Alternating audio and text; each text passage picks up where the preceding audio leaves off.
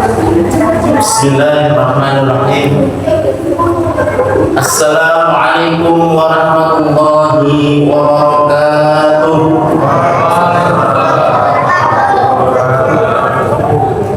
Innal hamdalillah nahmaduhu wa nasta'inuhu wa nastaghfiruh wa na'udzu bihi min shururi anfusina wa min sayyiati a'malina. May yahdihillahu fala mudilla lahu wa may yudlilhu fala hadiya lahu. Asyhadu an la ilaha illallah wahdahu la syarika lahu wa asyhadu anna Muhammadan 'abduhu wa rasuluh la nabiyya wa la rasula ba'dahu. Allahumma shalli wa sallim wa barik ala nabiyyina Muhammad wa ala alihi wa ashabihi wa tabi'in wa tabi'ut tabi'in wa man tabi'ahum bi ihsan ila yaumil qiyamah. Amma ba'd. Qala ta'ala fi kitabihil karim, a'udzu billahi minasy syaithanir rajim, wa an ta'fu aqrabu lit-taqwa wa la tansawul fadla bainakum innallaha bima ta'maluna bashir. Shadaqallahul azim wa shadaqa rasuluhul karim. Bapak Ibu jamaah Masjid Ar-Rahman, betul nggih? Yang dirahmati oleh Allah Subhanahu wa taala. Alhamdulillah rabbil alamin. Mari kita senantiasa bersyukur kepada Allah. Pada malam hari ini Allah masih melimpahkan kenikmatan kepada kita. Kenikmatan iman, kenikmatan Islam, kenikmatan kesehatan, dan berbagai nikmat yang kata Allah Subhanahu wa taala, wa in ta'uddu ni'matallahi la tuhsuha. Dan jika kamu ingin menghitung nikmat dari Allah, la tuhsuha. Kalau dalam bahasa Arab itu Bapak Ibu sekalian, la tuhsuha itu menunjukkan sesuatu yang tidak bisa terdefinisikan angkanya. Kalau dalam matematika semua bilangan yang dibagi dengan 0 hasilnya tidak terhingga, tidak bisa terdefinisikan. Jadi kalau kita ingin menghitung nikmat Allah Subhanahu wa taala, kata Allah adalah la tuhsuha. Kita tidak akan pernah bisa menghitungnya. Saking banyaknya nikmat Allah Subhanahu wa taala. Kita diberikan kenikmatan bernafas, alhamdulillah tidak perlu pakai oksigen malam hari ini. Kita diberikan nikmat bisa merasakan hidangan di malam hari ini, kita bisa merasakan kesehatan, kita bisa merasakan kenikmatan silaturahim. Gratis apa bayar Pak? Enak aja gratis. Bayar Pak? Bapak enak tuh gratis. Senengnya gratisan ya. Bu, jenengan diberikan nikmat dari Allah, bayar atau gratis? Nah itu gratisan, makanya nggak ditambah-tambah sama Allah Subhanahu wa taala. Kita itu harus bayar Bapak Ibu sekalian. Bayarnya apa? Pak. La in syakartum la azidannakum wa la in kafartum inna adzabi la syadid. Kita itu bayar Bapak Ibu. Kita itu diberikan nikmat oleh Allah tidak gratis. Kalau misalnya gratisan gitu ya. Kita tuh misalnya gratisan, sebenarnya gratisan gitu ya. Kata Allah Subhanahu wa taala, jika kalian bersyukur atas nikmatku, maka akan ditambah. Kita bayarnya dengan cara bersyukur. Bersyukur dengan lisan kita, bersyukur dengan hati kita, dan bersyukur dengan amal soleh. Dan semoga malam hari ini berkumpulnya kita di tempat ini adalah bagian dari cara kita bersyukur kepada Allah Subhanahu wa taala dan terima sebagai bagian dari amal soleh. Amin ya rabbal alamin. Bapak Ibu sekalian, saya mendapatkan tema dari Ustaz Yoyo, Ustaz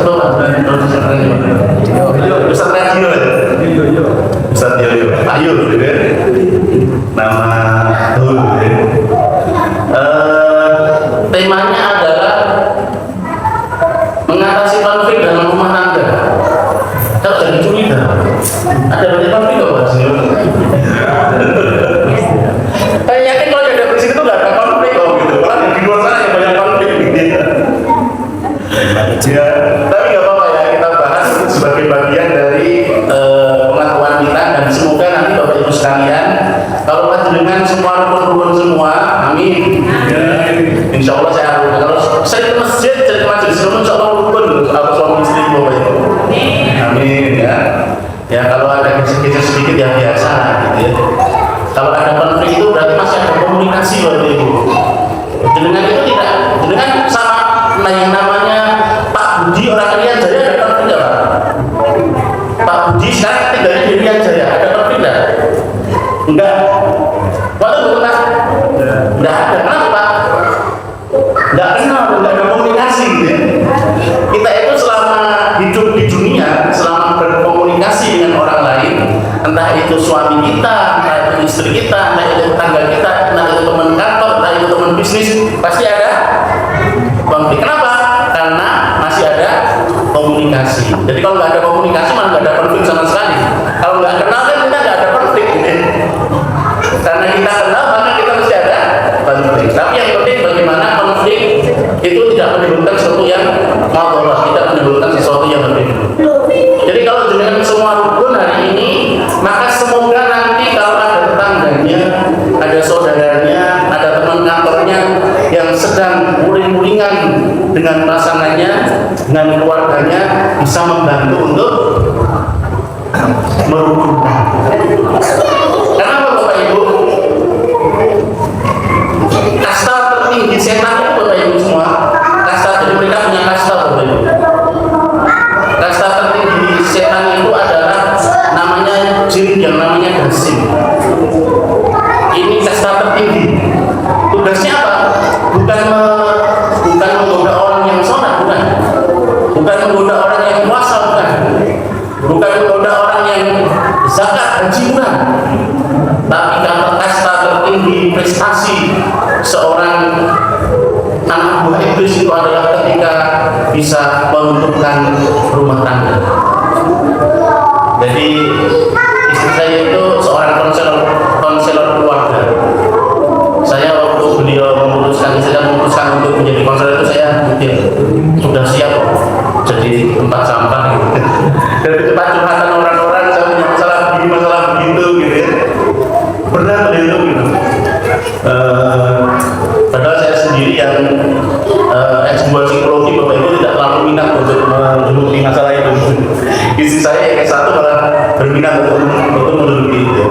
Saya tanya, apa alasannya?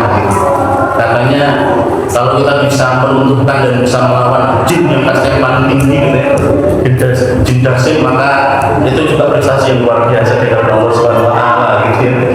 Jadi semangatnya adalah semangat melawan setan dari jenis jin dasim berbeda. Bapak Ibu yang dirahmati Allah, yang saya sampaikan pertama, Bapak Ibu yang dirahmati Allah, bahwa konflik, bahwa sesuatu yang meregangkan hubungan itu menjadi tidak berarti ketika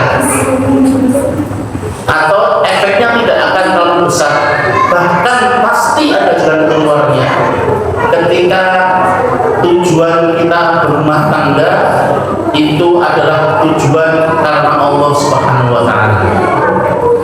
Tujuan kita berumah tangga itu adalah tujuan karena Allah Subhanahu wa taala. Bukan karena hanya sekedar cinta, bukan hanya sekedar harta, bukan hanya sekedar melengkapi status sosial, tetapi ketika tujuan kita menikah adalah untuk mencapai ridha Allah Subhanahu wa taala, tujuan kita menikah itu untuk Allah Subhanahu wa taala, pasti Bapak Ibu, setiap konflik, setiap masalah yang kita hadapi dalam keluarga kita ada solusinya, ada jalan keluarnya, dan pasti konflik itu tidak akan berkepanjangan, atau masalah itu akan diselesaikan oleh Allah Subhanahu wa taala. Pasti. Maka Bapak Ibu sekalian, kalau hari ini kita merasa kok rumah tangga aku begini-begini saja ya, sudah sekian tahun kok tambah sumpah rasanya gitu. Semoga tidak ada yang di sini insya Allah ya. Oh, sudah sekian tahun begini saja, sudah sekian tahun kok tambah lama tambah ada masalah. Coba dicek lagi.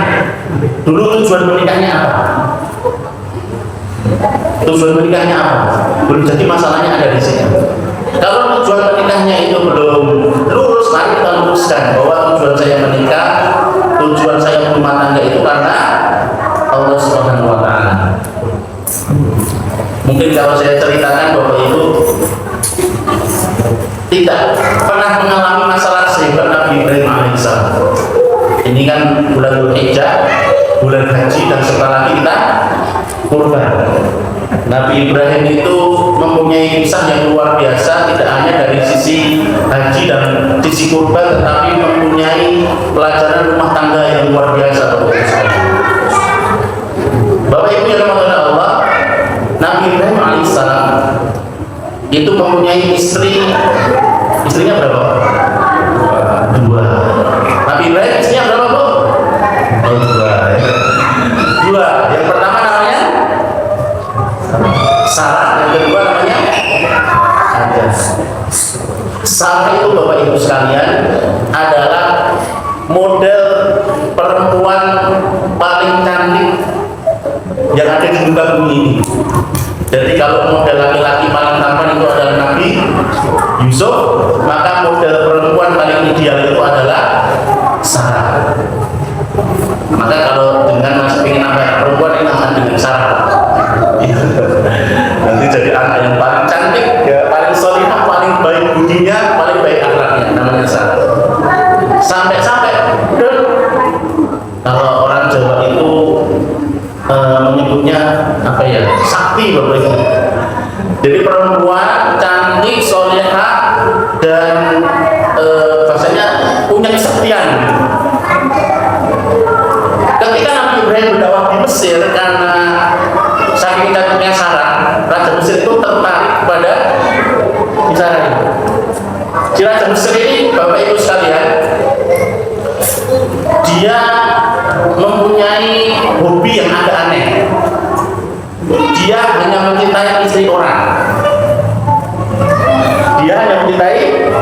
Dia suka naksir itu sama istri orang, bukan yang dari tapi yang istri satu saja, istri orang. Nah, ketika Nabi Ibrahim ini datang ke Mesir dan kemudian ketemu dengan Raja Mesir ini, kemudian Nabi Ibrahim bilang, itu siapa? Dia Raja Mesir tertarik karena Sarah cantiknya luar biasa. Nabi Ibrahim juga bilang, ini saudaraku, bukan istrinya. Kenapa? Karena khawatir, karena dia bilang istriku, maka kemudian Raja Mesir tadi akan merebut perempuan ini. Tetapi karena saking cantiknya Sarah, si Raja Mesir ini merubah seleranya. Ya udah, nggak apa-apa, akhirnya juga nggak apa-apa, belum suami juga nggak apa-apa gitu. Gara-gara cantiknya Sarah. Tapi Sarah ini luar biasa. Ketika dia mendekati Raja Mesir itu dan dia berdoa kepada Allah, lumpuh. Mendekati lagi, lumpuh lagi. Nah, sampai kemudian dia tidak lagi menginginkan Sarah. Rumah tangga yang romantis, indah, dua orang yang solih dan solihah, bahagia. Tetapi ternyata Bapak Ibu sekalian ada masalah. Masalahnya apa? Mereka sudah bertahun-tahun tidak mempunyai seorang anak. Masalah Bapak Ibu? Masalah.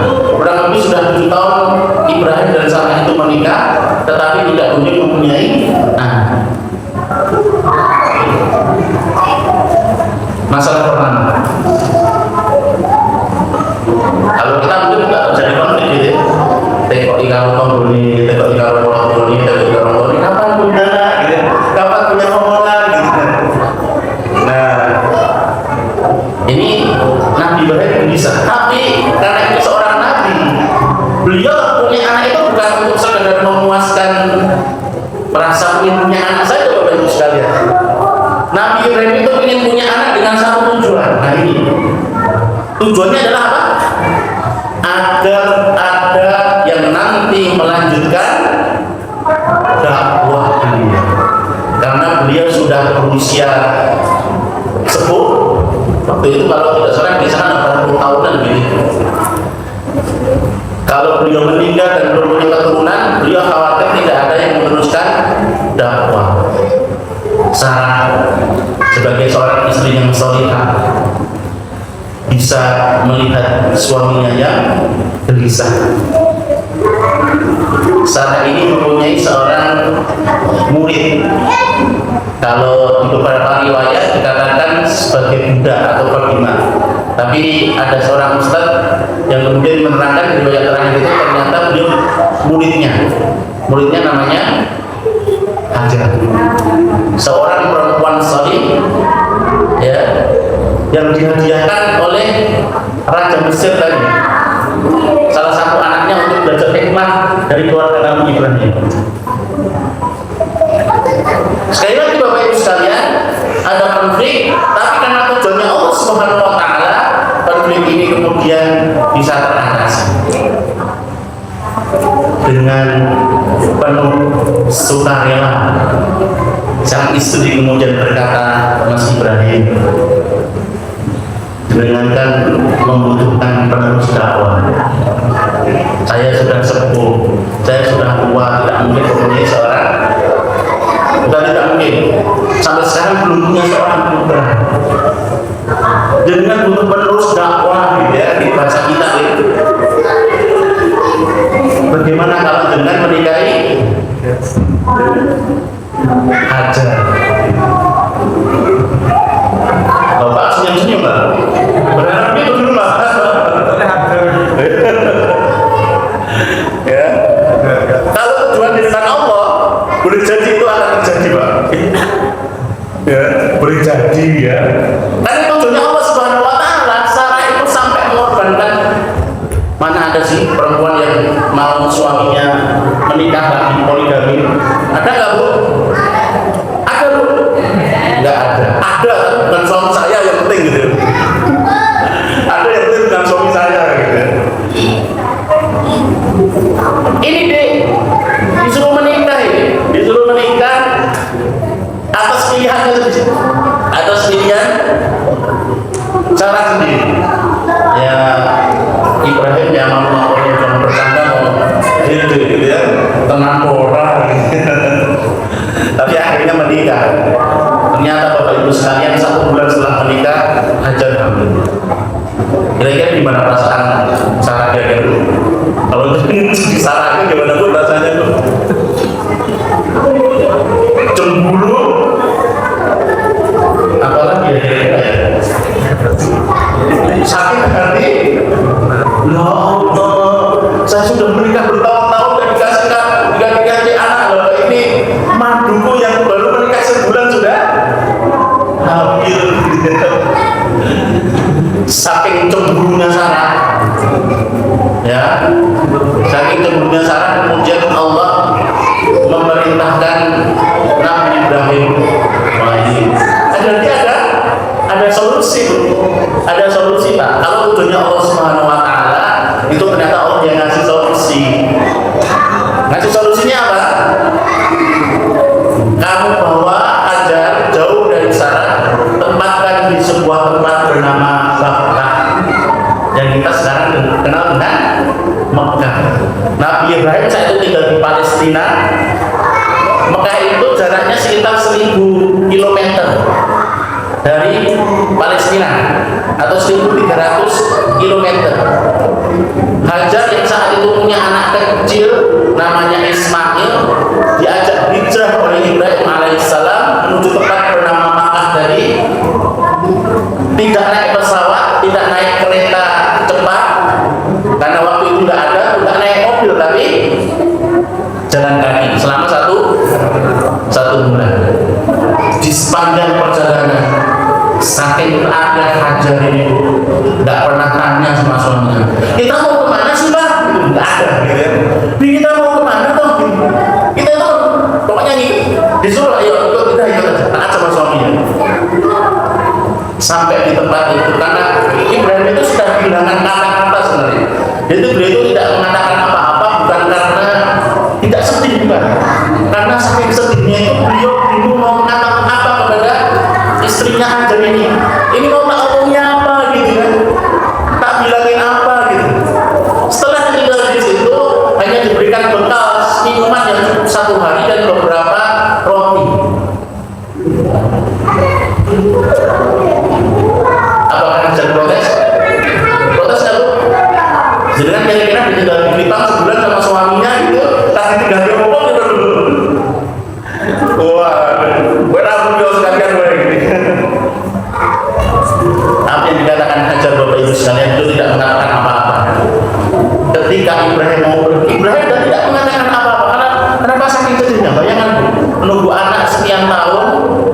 lahir baru beberapa bulan, kemudian harus tinggal di satu tempat yang gersang, dia tidak tahu ngapain karena perintah Allah.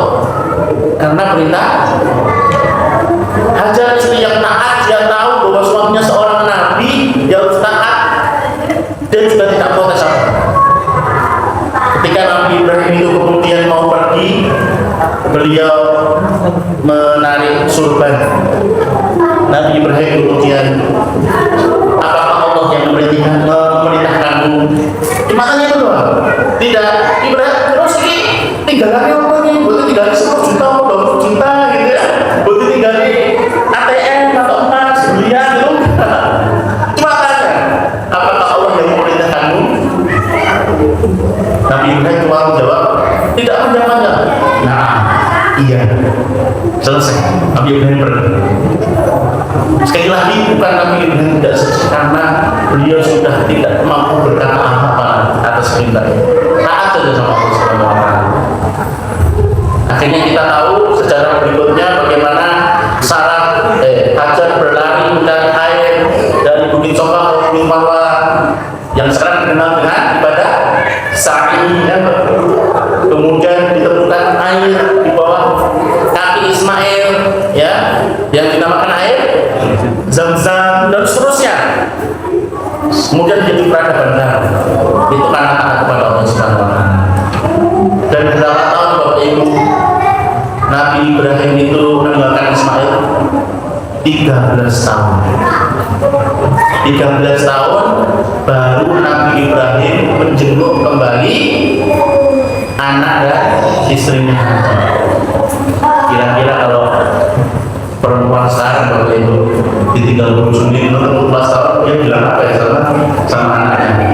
Soalnya coba bapakmu ya, orang tanggung jawab gitu ya, belum gawe, belum ngopeni. Tapi tidak Bapak Ibu sekalian, Hajar itu tidak pernah menanamkan keburukan kepada Ismail tentang bapaknya, tidak ada yang dikatakan kecuali kebaikan. Hingga ketika 13 tahun Nabi Ibrahim datang kembali mengunjungi Hajar, dan kemudian Hajar mengatakan kepada Ismail, itu ayahmu. Maka yang dilakukan apa? Dia datang memeluk ayahnya, kemudian ya abadi. Kalau manggil ayahnya itu bukan ya abi, ya. Ya abadi itu kalau dalam bahasa Arabnya wahai ayahku sayang. Romantis sekali kan? Dan di Al-Quran nanti kisah tentang ini, Nabi Ismail itu selalu memanggil anaknya dengan Nabi Ismail selalu memanggil Nabi Ibrahim dengan ya abadi, wahai ayahku sayang. 13 tahun ditinggal, tidak pernah ketemu sekali mengatakan ya abadi. Siapa yang mendidiknya? Ibunda Hajar. Masalah semua yang dulu saya. Tapi kalau tujuannya Allah pasti ada solusi. 3 hari setelah pertemuan itu Nabi Ibrahim bermimpi. Mimpinya apa? Suruh menyembelih Ismail. Sebagai bapak yang baik, dia tidak kemudian apa diserang terus disembelih, bukan. Dia komunikasi dengan Ismail. Saya bermimpi selama 3 hari berturut-turut oleh anakku, aku menyembelihmu. Nabi Ismail tahu bahwa seorang nabi kalau bermimpi itu adalah wahyu perintah dari Allah Subhanahu wa Ta'ala. Ya, maka kemudian Nabi Ismail mengatakan, wahai ayahku, lakukan perintah Allah, maka engkau akan temukan aku sebagai orang yang bersabar. Masya Allah. Isinya konflik semua, tapi selesai semua. Dan selanjutnya Nabi Ismail melakukan eksekusi, dan ketika eksekusi itu apa? Diganti dengan domba yang besar. Nah sekarang menjadi ibadah haji, ibadah kurban itu dari serangkaian kisah rumah tangga Nabi Ibrahim alaihissalam. Bapak Ibu dari rumah Allah, sekali lagi sebelum saya masuk ke hal yang lebih teknis, semua konflik, semua masalah dalam rumah tangga kita itu akan selesai kalau kita mengembalikan tujuan, visi, niat itu karena Allah Subhanahu wa Ta'ala.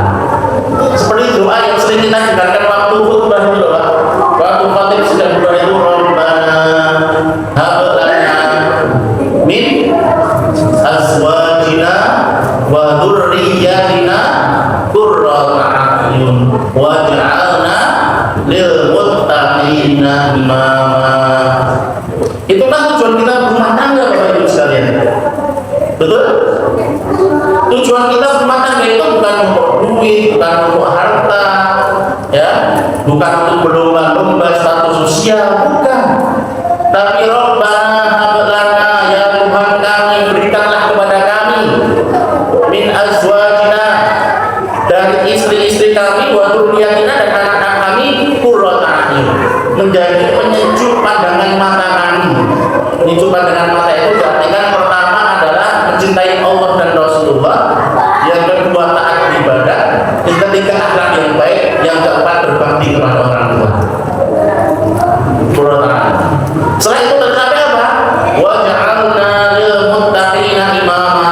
Kita ingin mencetak seorang pemimpin, seorang imam, seorang leader dari kalangan orang-orang yang bertakwa, Bapak Ibu. Jadi hari ini dalam bayangan kita, dalam benak kita harus bermimpi dalam rumah tangga kita itu, Bapak Ibu sekalian, harus muncul para pemimpin-pemimpin muslim. Boleh mereka jadi dokter, tapi dokter yang bertakwa dan dia memimpin orang-orang yang bertakwa. Boleh jadi menteri yang bertakwa dan membuat kementeriannya menjadi kementerian yang bebas korupsi karena ketakwaannya. Boleh menjadi pengusaha yang kaya raya, punya karyawan yang banyak, bahkan memimpin di antara para pengusaha yang lain, dan kemudian dia bertakwa. Boleh jadi presiden. Boleh nggak, Pak? Ada yang berdoa dengan anaknya jadi presiden, Pak? Ada, Pak? Ada. Saya pernah mengajukan ini pada istri saya nggak mau, coba takutan. Kita berdoa ya salah satu anak kita jadi presiden Indonesia. Lu kalau Allah kabulkan, kenapa tidak? Mimpi kita itu harus begitu hari ini dalam rumah tangga kita. Kalau ini yang menjadi tujuan kita, Bapak Ibu sekalian, kalau kita ingin mencetak orang-orang yang bertakwa, menjadi pemimpin bagi orang-orang yang bertakwa, maka masalah-masalah sepele dalam rumah tangga kita itu akan gampang teratasi. Ya, kalau tujuan kita besar, maka hal yang kecil itu akan gampang teratasi. Ya, memang benar Aditi.